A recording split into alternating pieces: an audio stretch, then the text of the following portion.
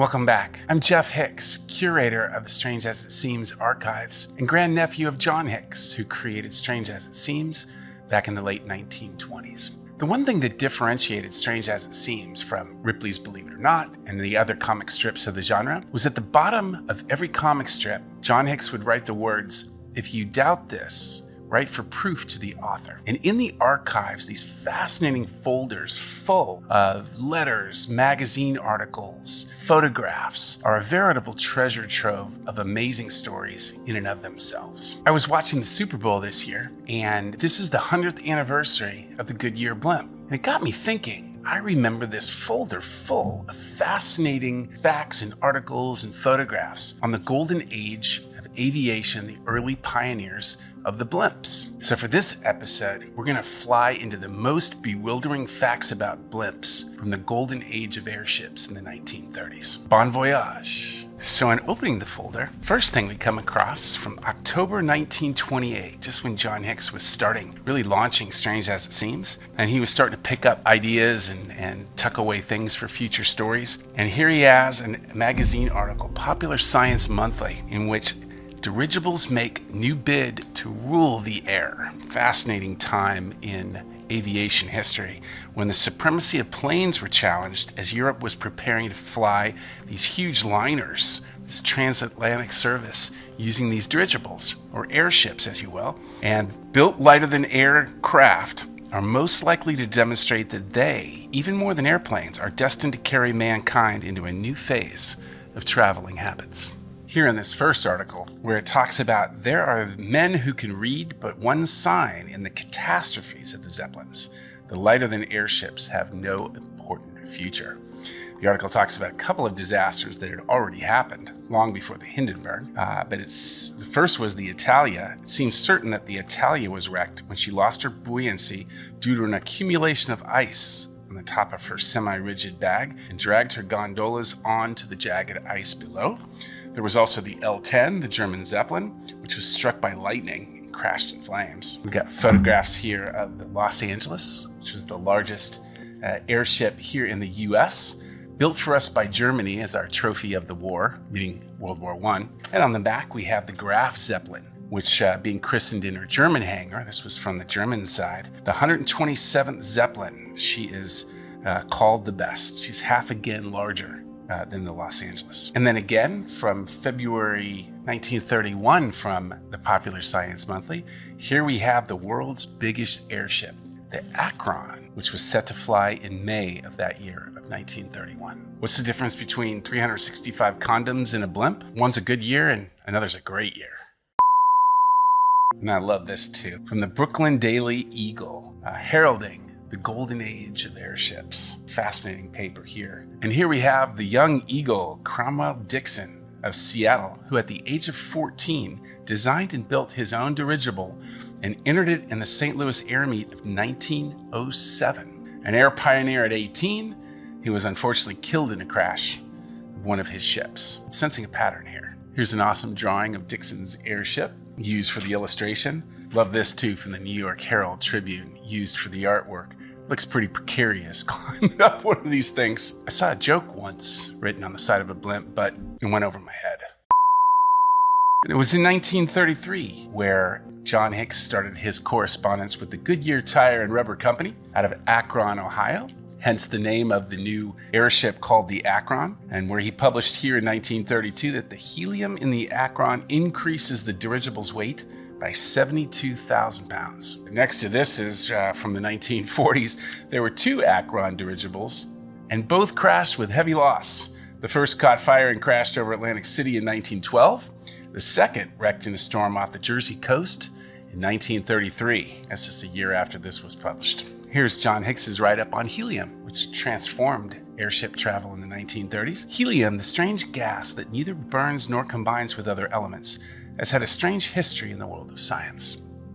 Known now to almost everyone as the gas that is used in dirigibles, helium was first discovered and named on the sun. Its presence there was detected by a scientific instrument. It was thought that it did not exist on Earth. The new gas was named helium after the Greek word for sun. On Earth, helium, a gas, was first obtained from clevite, a mineral. Cleveite, when heated, gave off an inert gas, which was identified as the same discovered on the sun. This mineral and others produced helium in varying quantities, but only at prohibitive prices. And an amazing fact shared by the Goodyear Tire and Rubber Company from Akron, Ohio. According to our engineers, helium originally cost in the neighborhood of $1,500 per cubic foot to produce in laboratories, and that it now can be secured at 3 to 3.5 cents per cubic feet. And the new process was also called mining. So helium, the gas used in dirigibles, was once mined. Later in 1933, John Hix sent a letter to the U.S. Navy Department and said, "Would you kindly forward me a complete history of the U.S. Navy dirigible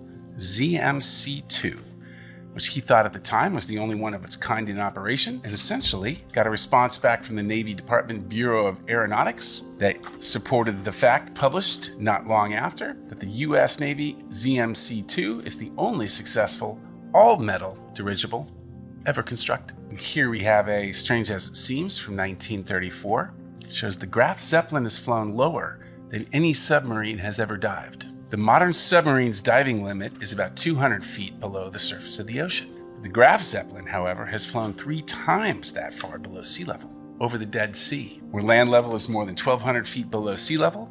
The Graf flew at 600 feet, or 600 feet below sea level. I wanted to have a blimp once of my own, but it was out of my reach with all the inflation.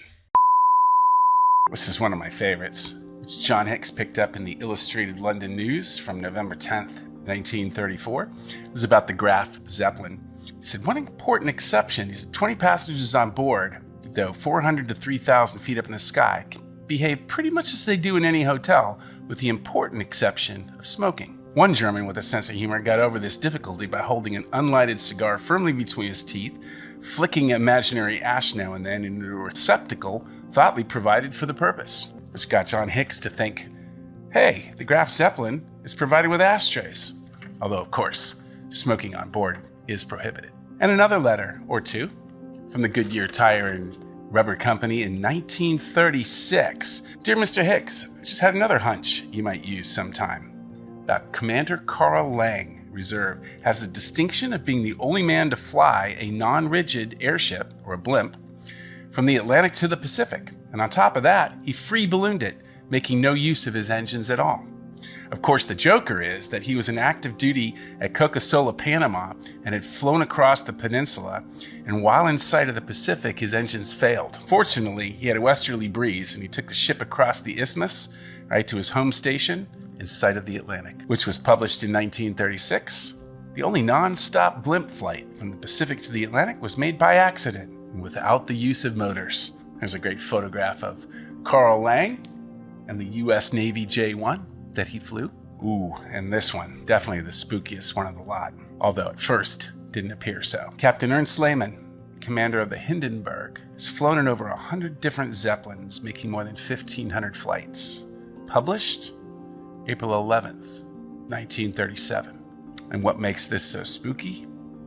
25 days later, static electricity ignited paint on the airship's exterior of the Hindenburg, and it turned the world's largest, most luxurious and admired airship into a raging inferno, killing 36 people. And this was the cataclysmic moment in history when the competition between airships and airplanes became decided, and the Golden Age of Airships was over, and it started the decline. Here we have the John Hix scrapbook from 1937, about 4 months later, where he has all the facts that he'd been collecting up until that point. And this one, helium, the non-flammable gas that might have saved the Hindenburg, was discovered on the sun in 1868, 27 years before scientists found it in the very air they were breathing. What do you call an airship made of lights? A Led Zeppelin. Get it? LED Zeppelin. This one cracked me up. Blimps were originally limps, so distinguished them from rigid airships. Which sounds interesting until I found this letter from Long Island Star Journal, Lieutenant in the Royal Air Force, George Straker, who said, "Sir, I believe I saw in your column some months ago a picture of a small dirigible, which was referred to as the blimp type. Although I intended to write you at the time, the paper got away from me, but I've had it on my mind. A blimp is not a type or style of balloon, but one that was used by the BLMP, or the British Lighter Than Air Marine Patrol. The name was cumbersome, and someone used the word blimp, and it stuck.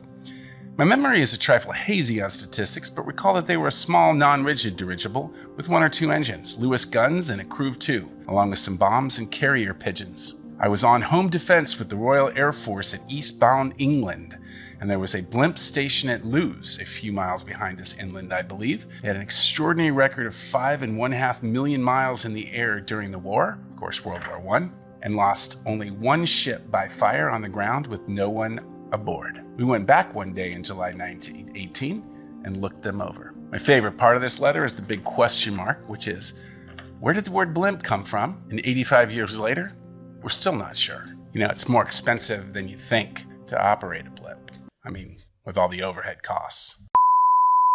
And this might be my favorite of all. Ada D'Acosta, the New York society girl who soloed a power airship over Paris in 1903, 5 months before the Wright Brothers' first flight. And the flight was hushed up for 30 years, and no one knows why.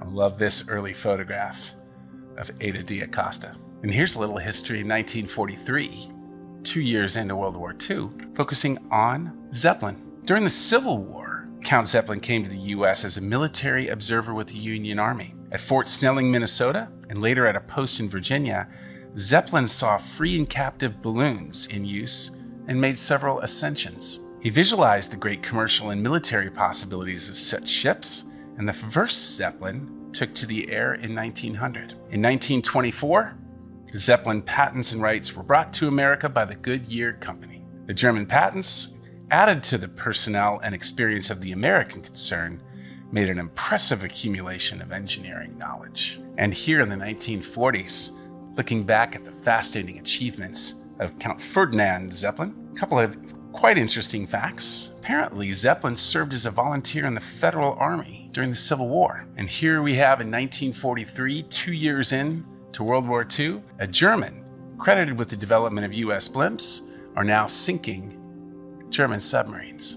And it looks like it continued on even into the 1950s when my grandma, Elsie Hix, was running the Strange as It Seems comic. And here she has correspondence with the Department of Navy, who sent this Naval Aviation News from July 1954, which featured the ZPG-2 that had established the new world endurance record of 200 consecutive hours in the air. And while that may be it for the Strange as It Seems archives, it doesn't seem to be it for the airship. I just came across this article a week ago in the BBC about the Pathfinder 1, a huge airship being built by the Google billionaire Sergey Brin. It's the first time a dirigible of this size has flown since the 1930s. Also with helium, less flammable of course than hydrogen, made with much better and certainly new age materials. We just may be looking at the new golden age of the airship here in the 20s and 30s of the 21st century. Strange as it seems.